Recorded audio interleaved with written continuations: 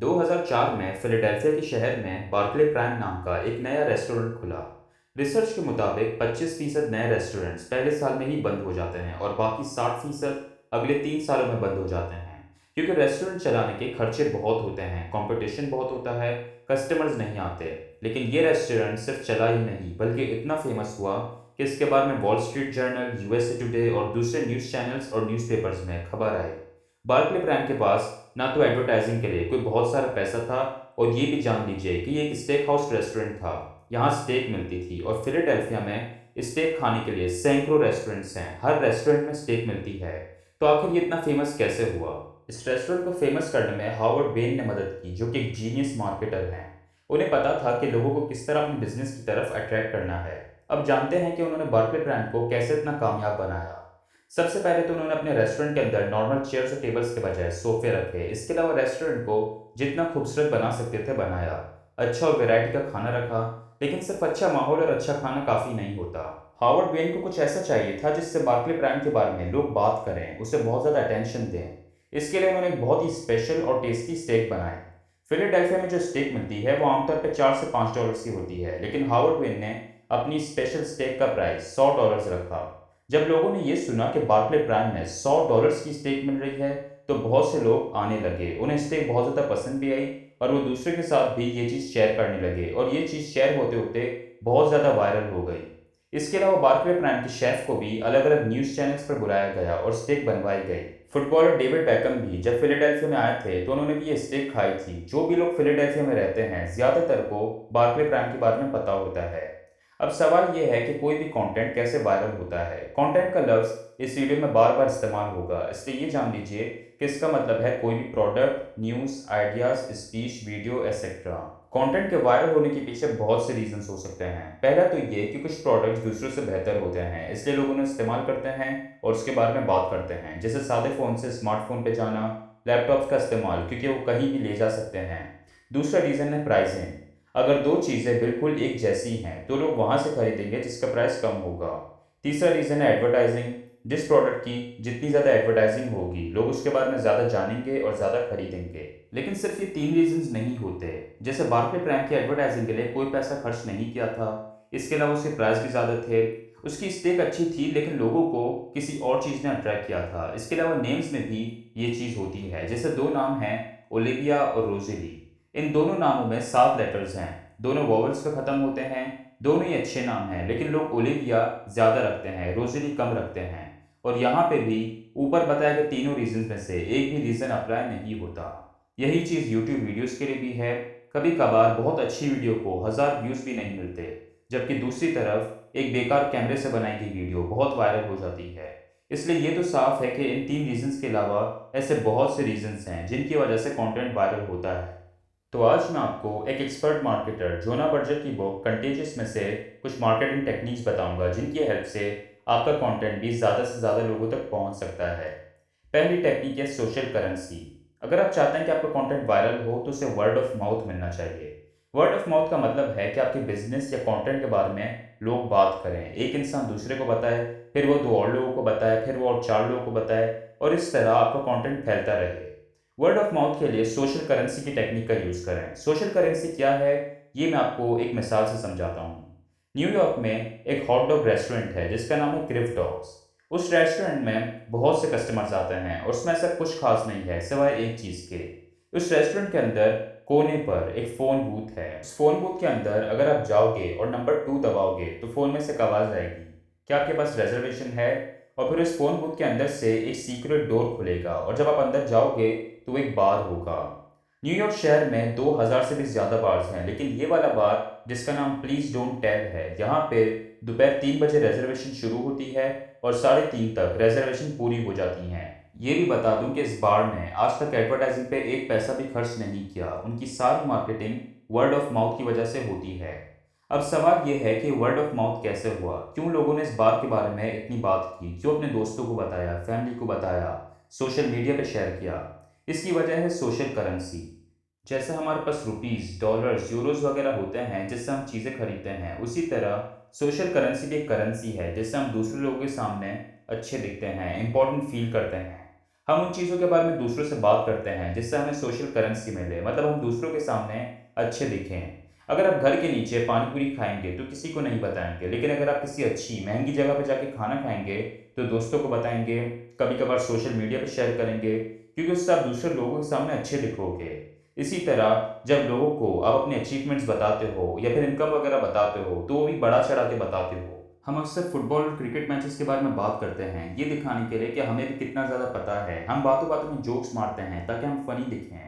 हम ऐसी कोई बात नहीं करते जिससे हम कमतर दिखें या बोरिंग लगें या दूसरों के सामने किसी भी तरह से अच्छे ना दिखें। इन शॉर्ट, अगर आपका बिजनेस या कंटेंट लोगों को सोशल करेंसी दे, मतलब उन्हें दूसरों के सामने अच्छा दिखाए, इंपॉर्टेंट फील करवाए, तो आपके प्रोडक्ट के बारे में ज़रूर बात करेंगे। सोशल करेंसी देने के लिए आपका कंटेंट रिमार्केबल होना चाहिए। रिमार्केबल मतलब कोई भी ऐसी चीज़ जो कुछ हट के हो, नॉर्मल से अलग, कुछ ऐसा जो सुन के या देख के आप हैरान हो, कुछ इंटरेस्टिंग। रिमार्केबल चीज़ों की सबसे इंपॉर्टेंट क्वालिटी ये है कि वो शेयर करने लायक हों। हम उनके बारे में बात करें, उनके बारे में बात करे बगैर या शेयर करे बगैर नहीं रह सकें। जैसे किसी फेमस एक्टर की डेथ हो जाए, एप्पल अपना कोई नया और अलग प्रोडक्ट निकाले, अभी ऑस्कर्स में एक थप्पड़ वाला सीन हुआ था। तो ये सारी चीज़ें इसलिए शेयर करते हैं क्योंकि ये सरप्राइजिंग है, इस लाइक हैं कि इन्हें शेयर किया जाए। जहां नॉर्मली $4 से $5 की स्टेक मिलती है और वहां अचानक $100 की स्टेक आ जाए तो लोग उसके बारे में बात करेंगे। किसी हॉट डॉग्स के रेस्टोरेंट में कोई सीक्रेट बार हो तो लोग उसके बारे में बात करेंगे। इसलिए अगर आपके प्रोडक्ट में कुछ अलग है, कुछ ऐसा है जो लोगों को हैरान कर दे, तो लोग उसके बारे में बात करेंगे, क्योंकि उससे उन्हें सोशल करेंसी मिलती है। स्नैपल नाम की कंपनी है जो ड्रिंक्स और जूसेस बनाती है, और उनके जो कैप्स होते हैं उस पे कुछ अलग और इंटरेस्टिंग फैक्ट्स लिखे होते हैं। जैसे कैंगरूज बैकवर्ड्स नहीं चल सकते, एक गिलास का बॉल एक रबड़ के बॉल से ज़्यादा बाउंस कर सकता है, एक एवरेज इंसान अपनी ज़िंदगी के 2 हफ्ते ट्रैफिक सिग्नल पे लाइट्स चेंज होने का इंतज़ार करता है। अब जो लोग स्नैपल पीते होंगे वो लाजमी अपने दोस्तों के साथ ये फैक्ट्स शेयर करते होंगे। कई बार तो लोग इन फैक्ट्स वाले कैप्स को जमा करने के लिए स्नैपल पीते होंगे। अगर किसी प्रोडक्ट को रिमार्केबल बनाना है तो अपने आप से ये पूछिए कि मैं अपने प्रोडक्ट में ऐसा क्या कर सकता हूँ जो लोग सोच भी नहीं सकें, जो नॉर्मल ना हो, जो बाकी चीज़ों से हटकर हो। दूसरी टेक्निक है ट्रिगर्स। मान लो दो चीज़ें हैं, एक है हनी नट चीटोस और दूसरी है वॉल्ट डिज्नी वर्ल्ड। हनी नट चीटोस एक सीरियल है जो लोग नाश्ते में खाते हैं, और वॉल्ट डिज्नी वर्ल्ड एक अम्यूजमेंट पार्क है जिसमें बहुत सी राइड्स और बहुत सी एक्टिविटीज़ होती हैं, और अगर आप इसका नाम अमेरिका में बच्चों के सामने लोगे तो बहुत खुश होते हैं। अब ये बताओ कि इन दोनों चीज़ों में से किसे ज़्यादा वर्ड ऑफ माउथ मिलता होगा, किसके बारे में लोग ज़्यादा बात करते होंगे, एक ब्रेकफास्ट सीरियल के बारे में या एक ऐसी जगह जिसमें शेयर करने लायक बहुत सी एक्साइटिंग चीज़ें हैं जिन्हें अगर आप शेयर करो तो आप लोगों के सामने बहुत अच्छे दिख सकते हो। बहुत से लोग सोच रहे होंगे कि वॉल्ट डिज्नी वर्ल्ड को ज़्यादा वर्ड ऑफ माउथ मिलता है, लेकिन एक्चुअल में हनी नट चीटोस को ज़्यादा वर्ड ऑफ माउथ मिलता है, और उसका रीज़न मैं आपको बताता हूँ। वर्ड ऑफ माउथ मतलब कि लोग आपके कंटेंट के बारे में बात करें, उसे शेयर करें, चाहे वो फेस टू फेस हो या फिर ऑनलाइन। वर्ड ऑफ माउथ दो तरह के होते हैं, इमीडिएट वर्ड ऑफ माउथ और ऑनगोइंग वर्ड ऑफ माउथ। मान लो आप आज के दिन वॉल्ट डिज्नी वर्ल्ड गए, तो आज और कल के दिन आप सोशल मीडिया पर बहुत सी तस्वीरें डालोगे, वॉल्ट डिज्नी वर्ल्ड के बारे में बात भी करोगे। हो सकता है कि अगले 4-5 दिन तक आप उसके बारे में बात करो, लेकिन ऐसा नहीं है कि आप अगले 1 साल तक हर हफ्ते इसके बारे में बात करोगे। ऐसे वर्ड ऑफ माउथ को इमीडिएट वर्ड ऑफ माउथ कहते हैं, मतलब जो फौरन फौरन हो। ये वर्ड ऑफ माउथ लोग ज़्यादातर सोशल करेंसी के लिए करते हैं, जैसा कि हमने पहली टेक्निक में डिस्कस किया है।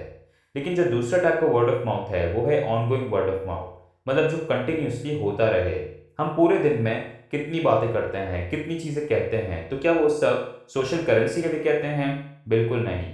हम ज़्यादातर वो बातें करते हैं जो हमारे दिमाग में चल रही होती हैं, और हमारे दिमाग में जो बातें आती हैं वो ट्रिगर्स की वजह से आती हैं।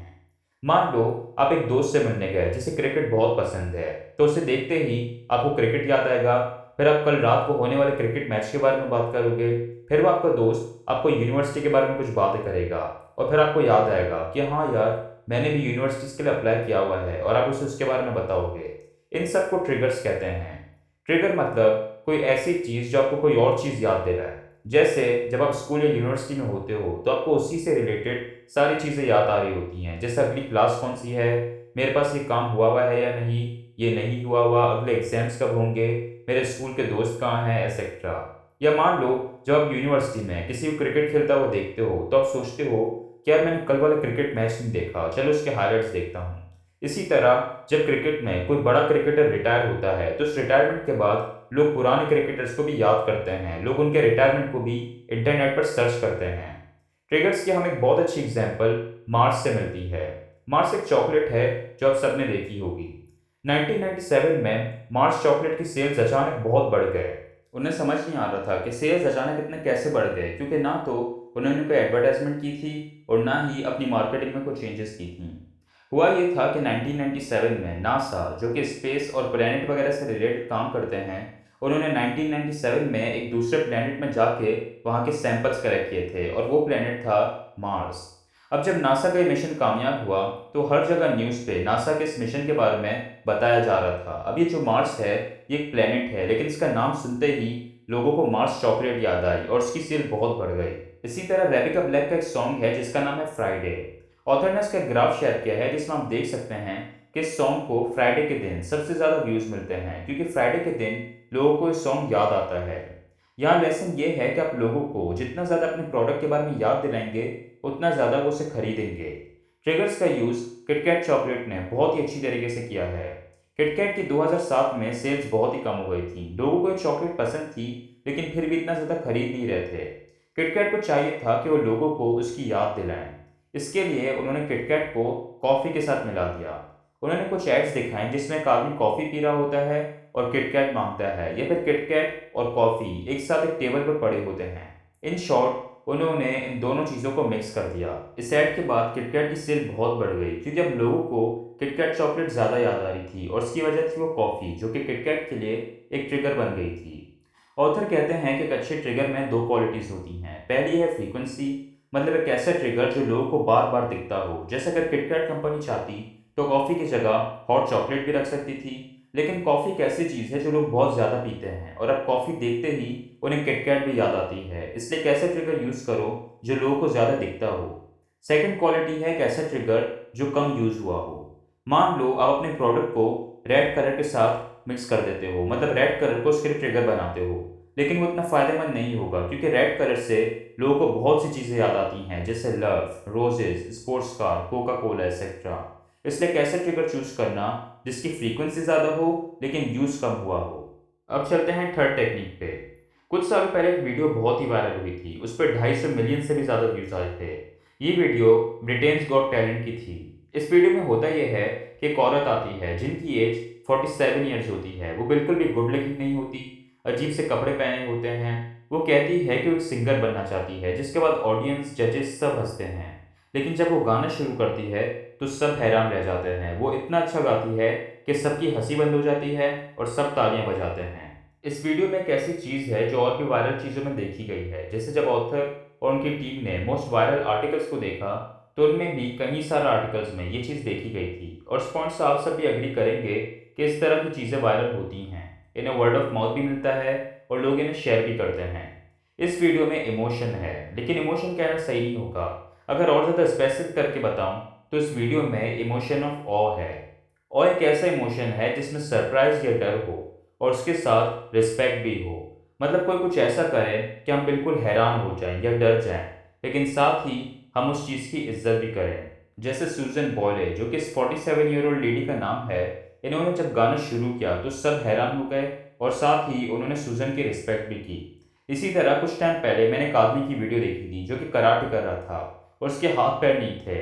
उस वीडियो पे भी मिलियंस ऑफ व्यूज थे। ये वीडियो भी शॉकिंग है और साथ ही इनके लिए इज्जत भी निकलती है। अब सवाल ये है कि ऑ के इमोशन के अलावा और भी इमोशन से चीज़ें वायरल होती हैं। कुछ लोग सोचते हैं कि पॉजिटिव इमोशंस की वजह से चीज़ें वायरल होती हैं और कुछ कहते हैं कि नेगेटिव इमोशंस से चीज़ें वायरल होती हैं। ये दोनों जवाब गलत हैं। ऑथर और उनकी टीम ने इस पर काफ़ी रिसर्च की है और वो कहते हैं कि इमोशंस जिनके अंदर फिजियोलॉजिकल अराउजल हो, ऐसे इमोशन से चीज़ें वायरल होती हैं। फिजियोलॉजिकल अराउजल मतलब ये कि आपका दिल तेज़ी से धड़कने लगे, आपका ब्लड प्रेशर बढ़ जाए। जैसे मान लो क्रिकेट में आपकी जो टीम है वो फाइनल्स में है और लास्ट ओवर चल रहा है, ऐसे में आप फिजियोलॉजिकल अराउज्ड हो जाते हो। या फिर जब आप कोई ऐसी चीज़ देख लो जिससे आप बहुत ज़्यादा डर जाओ तो उस वक्त भी आप फिजियोलॉजिकली अराउज्ड हो जाते हो। ये जब बहुत गुस्से में आ जाओ तो उस वक्त भी यही होता है। इसके अलावा कभी आपको आपके दोस्त या फैमिली मेम्बर्स सरप्राइज दें जिससे आप बहुत ज़्यादा एक्साइटेड और खुश हो जाओ तो उसमें भी यही होता है। लेकिन मान लो कि अगर आप कभी बहुत ज़्यादा दुखी हो तो फिजियोलॉजिकल अराउजल नहीं है। ऐसी सिचुएशंस में आपको कुछ भी करने का दिल नहीं करता, या अगर आप बहुत ज़्यादा खुश हो और रिलैक्स्ड हो तो वो भी फिजियोलॉजिकल अराउजल नहीं है, क्योंकि उसमें भी आप खुश तो हो, लेकिन आपको कुछ एक्शन लेने का दिल नहीं करता। आपका दिल चाहता है कि आप बस रिलैक्स करो। इसका यूज़ बीएमडब्ल्यू ने बहुत अच्छे से किया था। नॉर्मली जो गाड़ियों की ऐड होती हैं, उनमें गाड़ी चलाते हुए दिखाते हैं कि गाड़ी चलते हुए कैसी दिख रही है, कितनी अच्छी लग रही है। लेकिन बीएमडब्ल्यू ने 2001 में कुछ एड्स दिखाई थी, जिनमें ऐसा कुछ भी नहीं था। बल्कि उसमें किडनैपिंग, एफबीआई रेड्स और इस तरह की चीज़ें दिखाई जा रही थी, जो कि पॉजिटिव नहीं थी, लेकिन फिजियोलॉजिकली अराउजिंग थी। ये ऐड काफ़ी हिट भी हुई और बीएमडब्ल्यू की सेल्स भी बहुत बढ़ी। इसलिए आप भी इमोशन ऑफ ऑ और दूसरे फिजियोलॉजिकली अराउजिंग इमोशंस का यूज़ करें। बाकी 3